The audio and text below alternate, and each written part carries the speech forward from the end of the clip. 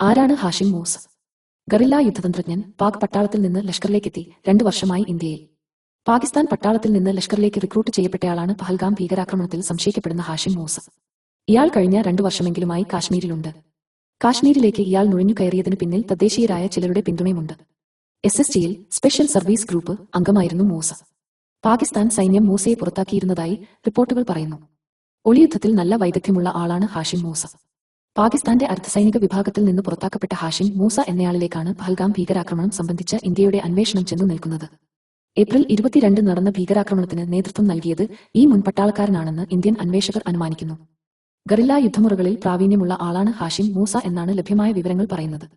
പാകിസ്ഥാന്റെ പ്രത്യേക സൈനിക വിഭാഗമായ SSTയിൽ സ്പെഷ്യൽ സർവീസ് ഗ്രൂപ്പ് അംഗമായിരുന്നു മൂസ. പാരമ്പര്യേതര യുദ്ധമുറകളാണ് അൺകൺവെൻഷണൽ വാർഫെയർ ഈ സൈനിക വിഭാഗത്തിന്റെ ഒരു പ്രധാന മേഖല. ഇത് രാജ്യത്തിനകത്തും പുറത്തുമുള്ള ശത്രുക്കളെ നേരിടാൻ പ്രയോഗിക്കുന്ന യുദ്ധതന്ത്രങ്ങളാണ്. ഒളിപ്പോരുകളും നുഴഞ്ഞുകയറ്റവും, ഗറില്ല യുദ്ധതന്ത്രങ്ങളും, രഹസ്യപ്രവർത്തനത്തിലൂടെ ശത്രുവിന്റെ അടിസ്ഥാന സൗകര്യങ്ങൾ തകർക്കലും, സൈബർ ആക്രമണം നടത്തലും, ശത്രുരാജ്യത്തെ വിമതരെ സഹായിക്കലുമെല്ലാം ഇതിലുൾപ്പെടുന്നു. മുകാശ്മീരിൽ പിടിയിലായ ഭീകരർക്ക് വിവരങ്ങൾ എത്തിച്ചു നൽകുന്ന ഒരാളിൽ ഓവർഗ്രൗണ്ട് വർക്കർ നിന്നാണ് മൂസയെക്കുറിച്ചുള്ള വിവരങ്ങൾ അന്വേഷകർ സംഘടിപ്പിച്ചത്. പാകിസ്ഥാനിൽ നിന്നെത്തിയ ഭീകരർക്ക് കാശ്മീരിൽ താവളം ഒരുക്കുന്നത് ഇവരാണ്. ഇതുവരെയുള്ള അന്വേഷണത്തിൽ നിന്നുള്ള അനുമാനം പഹൽഗാം ഭീകരാക്രമണത്തിനു പിന്നിൽ പാക് പട്ടാളത്തിന്റെ കൈകളുണ്ടെന്നാണ്. പഹൽഗാമിന് സമാനമായ രീതിയിൽ 2024 ഒക്ടോബറിലും ഒരു ആക്രമണം നടന്നിരുന്നു.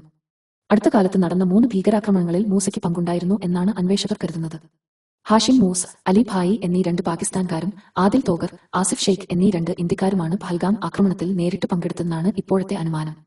പാകിസ്ഥാൻ സൈന്യം മൂസയെ പുറത്താക്കിയിരുന്നതായാണ് റിപ്പോർട്ടുകൾ പറയുന്നത്. തുടർന്ന് ഇയാൾ നിരോധിത ഭീകര സംഘടനയായ ലഷ്കർ തൊയ്ബയിൽ LED ചേർന്നു. 2023 സെപ്റ്റംബറിലാണ് മൂസ ഇന്ത്യയിലേക്ക് നുഴഞ്ഞുകയറിയതെന്നാണ് അന്വേഷകർ കരുതുന്നത്. പാക് സേനയിൽ നിന്നുള്ള പുറത്താക്കൽ യഥാർത്ഥത്തിൽ ലഷ്കറിലേക്കുള്ള റിക്രൂട്ട്മെന്റായിരുന്നു എന്നാണ് കരുതപ്പെടുന്നത്. കാശ്മീരിലേക്ക് നുഴഞ്ഞുകയറിയ ഹാഷിം മൂസ ശ്രീനഗറിനടുത്തുള്ള ബുദ്ഗാം ജില്ല കേന്ദ്രീകരിച്ച് പ്രവർത്തിക്കാൻ തുടങ്ങി. പാകിസ്ഥാൻ സൈന്യത്തിന്റെ സ്പെഷ്യൽ സർവീസ് ഗ്രൂപ്പ് SST തന്നെയാകാം മൂസയെ ലഷ്കർ-ഇ-തൊയ്ബയിൽ ചേർത്തിക്കുക എന്നാണ് അനുമാനിക്കപ്പെടുന്നത്. ഇതിനുള്ള മറയായിരിക്കാം പട്ടാളത്തിൽ നിന്നുള്ള പുറത്താക്കൽ. ഒളിയുദ്ധത്തിൽ നല്ല വൈദഗ്ധ്യമുള്ള ആളാണ് ഹാഷിം മൂസ.